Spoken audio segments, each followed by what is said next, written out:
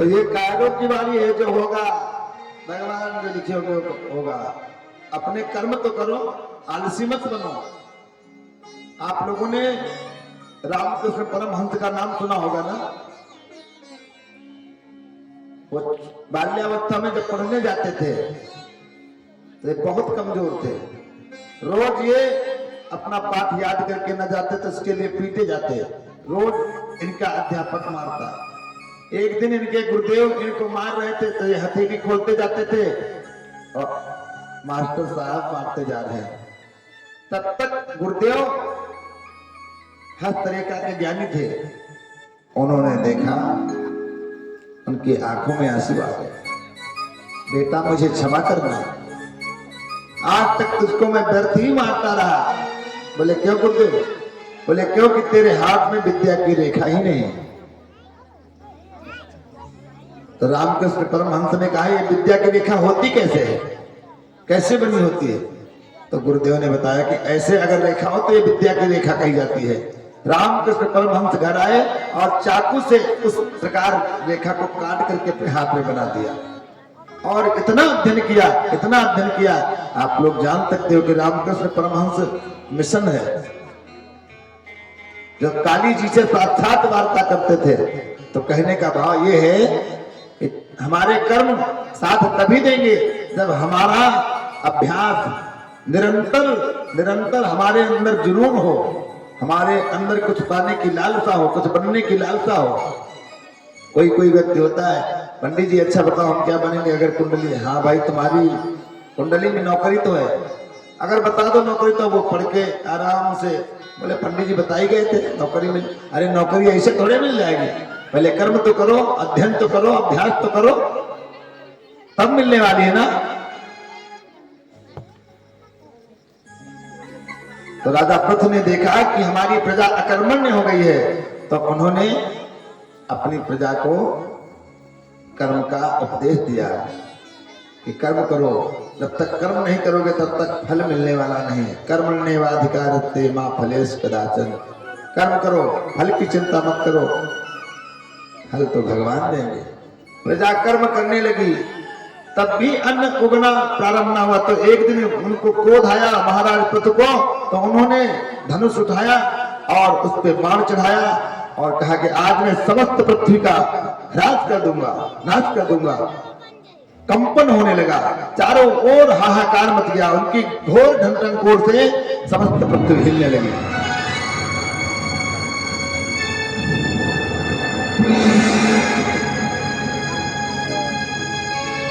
पृथ्वी को समाप्त करते, परंतु तब तक पृथ्वी गाय का रूप बना करके आ गई। गाय का रूप धारण करके आ गई। महाराज आप मुझ निरपराध को क्यों मारते हैं? तो पृथ्वी ने कहा तुम अन्न आदि औषधियां आदि उगाना क्यों छोड़ दी हो? तो पृथ्वी ने कहा मैं क्या करूं महाराज, आपके पिता ने इतना पाप किया है, उस पाप के कारण मेरे ऊपर बहुत भार है। मेरा अन्न उगता है तो वह पाप उसको पहले ही मूर्छित कर देता है। पाप बहुत भयानक विषय है।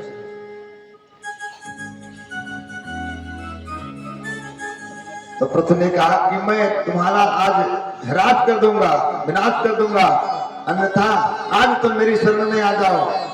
तो पृथ्वी ने कहा राजन क्रोध न करें, मेरे थनों में सारी औषधियां, सारे बीज और समस्त पदार्थ हैं, इनका दोहन करने वाला कोई हो तो वह दोहन कर सकता है। तो महाराजा पृथु ने बछड़ा बन करके, महाराजा पृथु बछड़ा बन गए और बछड़ा बन करके उस गाय के, पृथ्वी रूपी गाय के थनों से सारे औषधियों को, सारे अनाजों को निकाला और फिर से उस प्रजा को सुभिक्ष प्रदान किया। जहां दुर्भिक्ष था वहां पर सुभिक्ष हुआ। उन पृथु के द्वारा उस पृथ्वी से अन्न निकालने पर इसका नाम पृथ्वी पड़ गया। पहले इसका नाम था मेदिनी। पहले जहां आप बैठे हो धरती में, इसका नाम था, सबसे पुराना नाम है मेदिनी। मेदिनी नाम क्यों पड़ा? मेदिनी नाम पड़ा जब दो महान असुर भगवान विष्णु के कान के मैल से विष्णु कर्ण मलक भूतो हंतुम ब्रह्मांड। भगवान श्री हरि विष्णु के कान के मैल से दो महान असुर प्रकट हो गए जिनका नाम था मधु और कैटभ। वह इतना बलशाली थे कि भगवान विष्णु के साथ पंचवर्ष सहस्राणी बाहु धरणों विभु तावत्पित बलोन्मत्तो महामाया विमोहित। 5000 वर्ष तक भगवान विष्णु से बाहु युद्ध करते रहे।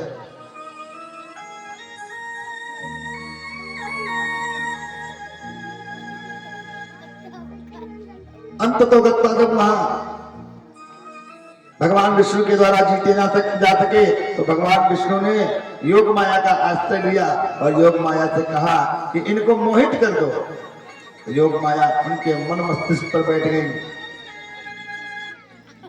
अब जब योग माया के वशीभूत हो गए तो उन दोनों मतवाले दैत्यों ने कहा, हे श्री हरि विष्णु, तुम्हारे बस की बात नहीं है मुझे जीतना।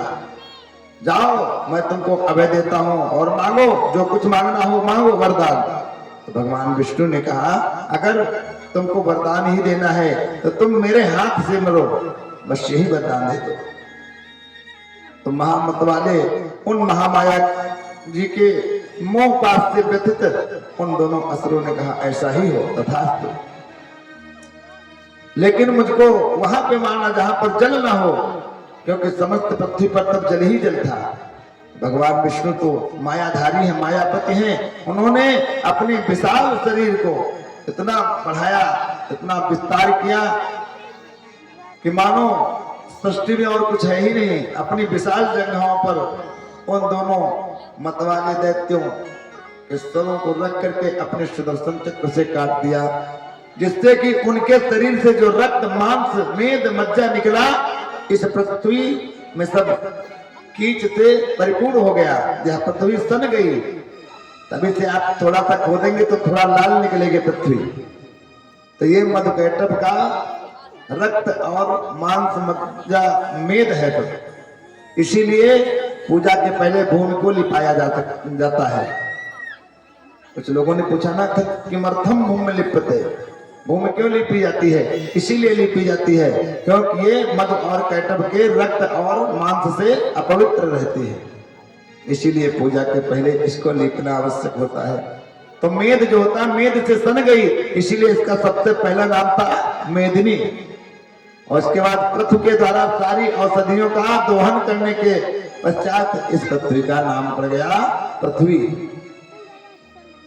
अब पृथु महाराज ने बड़ा सुंदर संचालन किया। सारी प्रजा सुभिक्ष से भर गई।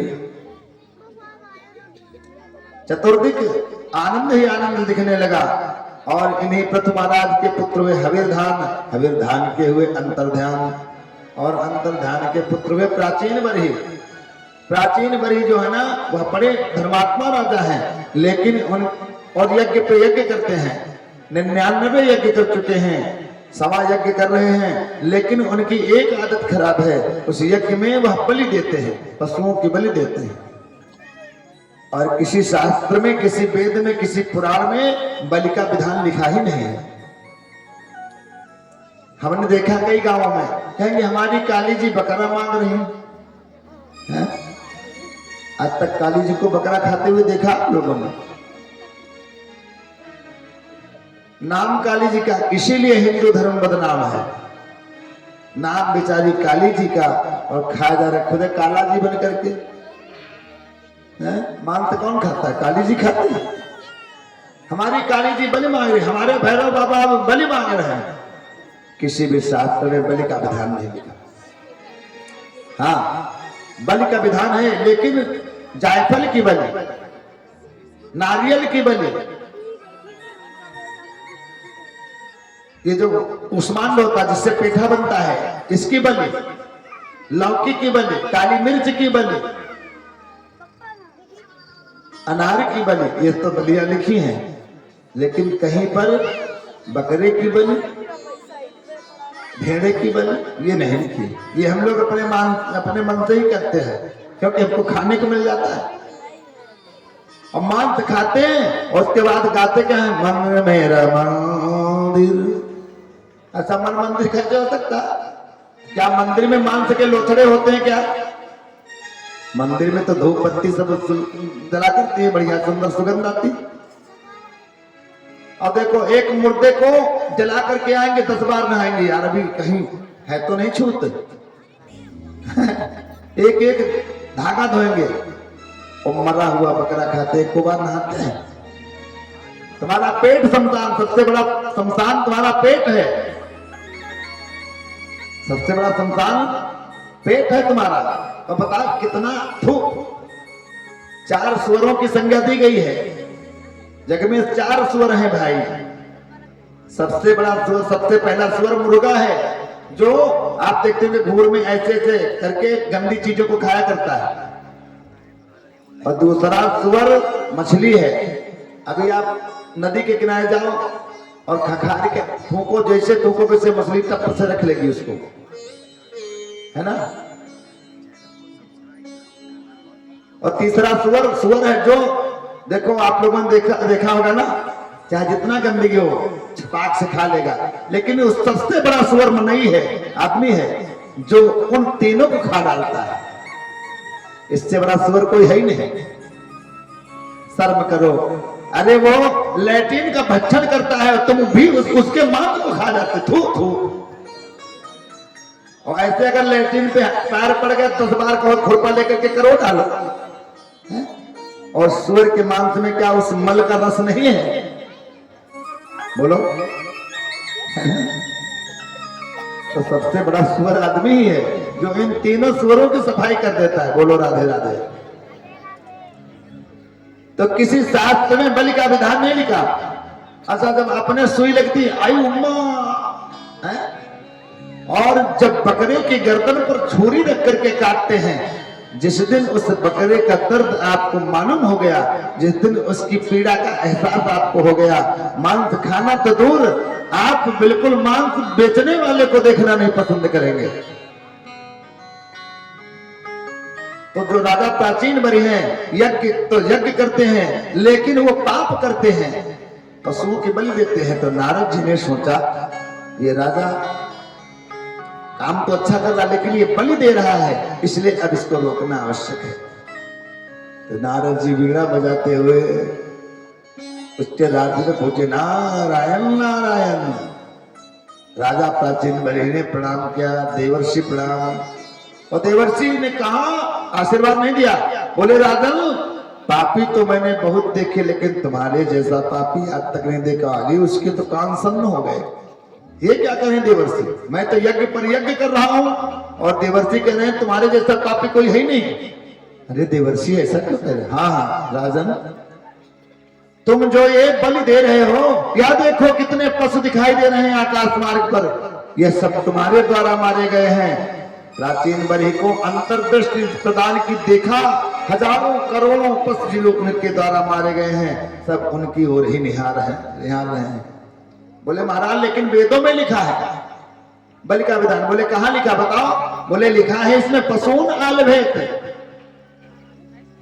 तो बोले आलभेत एक एक शब्द के कई अर्थ होते हैं हमारी हिंदी में। ये इंग्लिश थोड़े है कि ओनली ऑन एक ही शब्द है। जिससे बाप का पैर है उससे ओनली ऑन फुट या लेग, बस 2 शब्द में हो गए। लेकिन हमारे हिंदी में छू लो तो चरण हो गए, पकड़ लो तो पैर हो गए, घुंघरू बांध दो तो पग हो गए, पग घुंघरू बांधे मीरा नाची, रास्ते में बन गए तो पाद हो गए, या भगवान के तो पाद पंकजम। और मार दे, अगर बाप मारे तो लात हो गई, बाप लात मारता है तो वो लात हो गई। और वंदना किया तो पद हो गए। खाने में टंगड़ी, मुर्गे की टंगड़ी बहुत पसंद होती लोगों को ना, खाने में टंगड़ी और खेल में लंगड़ी, ये सब पैरों की संज्ञा है। हमारी हिंदी है ना, बहुत शब्दों को पैदा करती है। तो देवर्षि नारद ने कहा कि आलभेद का अर्थ और भी होता है। आलभेद का मतलब स्पर्श। अब पंडित जी विवाह कराते हैं तो विवाह में एक जगह लिखा होता था तो वर कन्या हृदय आलभेत। अब आलभेत का अर्थ अगर काट डालना हो तो फिर वर कन्या के हृदय को काट डाले, और जब काट डाले तो विवाह किससे करे? तो आलभेद का मतलब स्पर्श करना, तो वर कन्या का हृदय स्पर्श करे। बोले हाँ पशुओं के बलि दो, लेकिन पशु किसको संज्ञा दी गई है? मन। ये जो है मन है घोड़ा, इंद्रियां बकरी हैं, तो मन को छू करके मैं घोड़े रूपी, ये मन रूपी घोड़े की बलि देता हूं, मैं इंद्रिय रूपी बकरियों की बलि देता हूं। ये तो ठीक है, लेकिन इन निर्वीह प्राणियों, साधना आप कर रहे हैं, यज्ञ आप कर रहे हैं, अरे बोलो इन निर्वीह प्राणियों का क्या दोष है? बोले राजन, कहीं कहीं पर शब्दों का अर्थ आप समझ नहीं पाओगे। भागवत में एक कथा आती है कि एक किसान के पास 500 बीघा जमीन थी।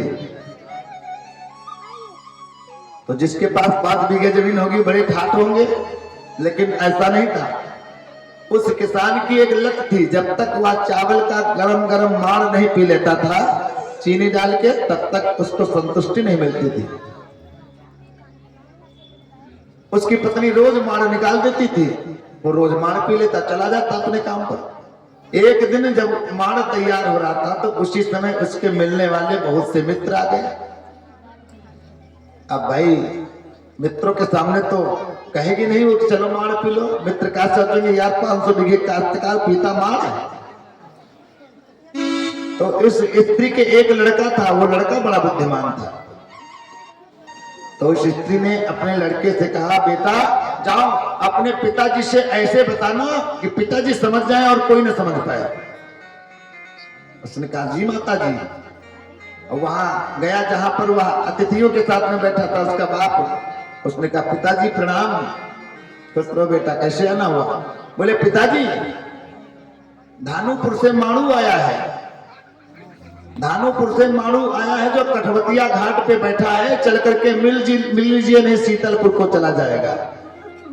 अब कितनी बड़ी बात कही। धानुपुर से माणू अर्थात धान का माड़ तैयार है, कठवतिया घाट कठौती में रखा है, चल करके मिल लीजिए अर्थात पी लीजिए, नहीं तो शीतलपुर को चला जाएगा अर्थात ठंडा हो जाएगा। अब बाप समझ गया, बिल्कुल सही कह रहा है। बोले भैया रुको, उनसे मिलाए जरा, धानु से, उनसे माड़ू से मिला तब आते हैं। और गया वह जाकर के कठवतिया घाट में माड़ू से मिल करके फिर से आ गया। तो कोई समझ ना पाया। तो शब्दों का अर्थ कभी कभी बड़ा गहन होता है, तो हम लोग समझ कुछ दूसरा लेते हैं। जैसे सर माने खोपड़ी, सर माने अध्यापक, सर माने बाण, सर माने तालाब। अब देखो हरि का ढूंढन हरि गए तो हरि बैठे हरि पास, जब मुई हरि हरि मां मिले तो मुई हरि भय उदास। अब यहाँ पर हरि के 3 अर्थ हैं। हरि माने सांप, हरि माने मेढक, हरि माने पानी। तो हरि का ढूंढन हरि चले अर्थात सांप मेढक को ढूंढने चला, हरि बैठे हरि पास अर्थात मेढक पानी के पास बैठा है। और जब देखा सांप आ रहा है, जब वही हरि हरि मां मिले अर्थात मेढक पानी में घुस गया तो ई भरी है उदास। तो सत्ता नाम अनेक अर्थ, शब्दों के अनेक अनेक अर्थ होते हैं। आज आप लोग देखो प्रांगण में बैठे, कितना सुंदर प्रांगण लग रहा है। भगवान के सामने वैसे भी कुर्सी उर्सी में नहीं बैठना चाहिए। कुर्सी में बैठने के लिए 3 लोगों को, जैसे बैठे शुक्ला जी, रोगी, बिल्कुल बूढ़ा या बालक, इनके लिए क्षमा होता। बाकी अगर भगवान ने आपको स्वस्थ बनाया है, शरीर मजबूत है और कथा के समय आप फिर कुर्सी में बैठे हैं तो जरूर रोग से ग्रस्त हो जाता है शरीर। भगवान कहते हैं जब तुमको मैंने हृष्ट पुष्ट बदन दिया है तब भी तुम बैठे कुर्सी में हमारे सामने। बात बुरी भले लगे लेकिन बात यही सत्य है। बोलो राधे राधे। कुछ लोग जमीन में बैठना बड़ी बेइज्जती समझते हैं, लेकिन भगवान के सामने अगर आप जमीन में बैठ गए ना तो आपको हमेशा ऊंचा आसन मिलेगा। ये प्रमाण है। तो प्राचीन मरी ने कहा महाराज हमारी समझ में नहीं आ रहा। नारद जी ने कहा समझ में तुमको जब आएगा जब जइह कचहरी जा रही पड़ी, जब लोहे के डंडन मार पड़ी। जानते हो मरने के बाद 28 नरक हैं, और 28 नरकों में सबसे बड़ा नरक है रौरव नरक। असिपत्र नरक, कुम्भीपाक नरक, अंधतामिष्ट नरक, ताम्रवर्ण नरक, और इन नरकों को पार करके प्राणी पहुंचता है बैतरणी नदी। बैतरणी नदी में कोई पानी वानी नहीं बहता है। बैतरणी नदी में मवाद, खून, मांस के लोथड़े बहा करते हैं और उसमें बड़े बड़े प्राणी हैं। हाथी से 10-10 गुना बड़े प्राणी हैं, लेकिन उनका मुंह बिल्कुल जैसे इंजेक्शन का छेद होता ना, इतना बड़ा मुंह है। बस वो सीधे प्राणी के पेट में अपना मुंह घुसेड़ देते हैं, सीधा खून, जैसे हम लोग मैंगो फ्रूटी पीते हैं ना, वैसे ही आराम से चूस लेते हैं। तो जो लोग किसी बहन बेटी को गंदी नजर से देखते हैं, हमेशा उनकी नजरों में उनके प्रति दुर्भावना रहती है, या किसी स्त्री को बहला फुसला करके उसके इज्जत के साथ खिलवाड़ करते हैं, ऐसे प्राणियों को अंधतामिष्ट नरक में डाला जाता है, जहां पर सब अंधेरे अंधेरा है और बड़े बड़े घड़ियाल हैं जो उसका मांस नोच नोच के खाते हैं। और फिर उसके बाद उस प्राणी को लाया जाता है, तांबे की जमीन है वहां पे, वहां ये जमीन नहीं है तुम्हारी, बिल्कुल तांबे की जमीन, वहां कोई स्विच नहीं है कि स्विच ऑन करो तब गर्म होगी। वो ऐसे ही जैसे वो प्राणी आया वैसे वो तुरंत गर्म हो गई। उस गर्म जमीन पे उसको खड़ा किया जाता है और एक स्त्री बनी होती तांबे की, वो भी बहुत गर्म, मानो उसको छुओ तो भस्म हो जाओ। उस गरम गरम जो तांबे की स्त्री की मूर्ति है, उसी मूर्ति को पकड़ के उसको खड़ा किया जाता है और फिर यमदूत होते हैं, गरम गरम गदों से उसकी दे धुलाई, दनादन दे दनादन धुलाई करते हैं। ऐसे प्राणियों को यह दंड मिलता है। और जो झूठी गवाही देता है, हाँ हाँ भैया हम तो देखे ना, झूठी गवाही कभी मत दो। झूठी गवाही देने वाले को असिपत्र नाम के वन में छोड़ा जाता है।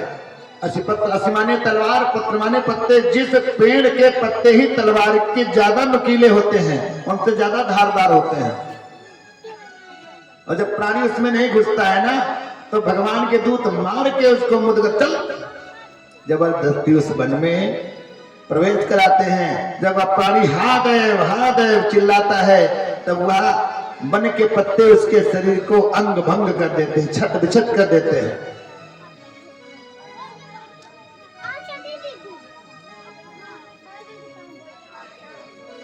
जो लोग किसी की प्रॉपर्टी हरण कर लेते हैं, किसी की संपत्ति हरण कर लेते हैं, किसी निरपराध की प्रॉपर्टी लगा के अंगूठा लगवा के सारा कुछ उनके नाम, तो ऐसे लोगों को महाभयानक लौह ताम्रवर्ण नाम का नरक है, उसमें डाला जाता है, जिसमें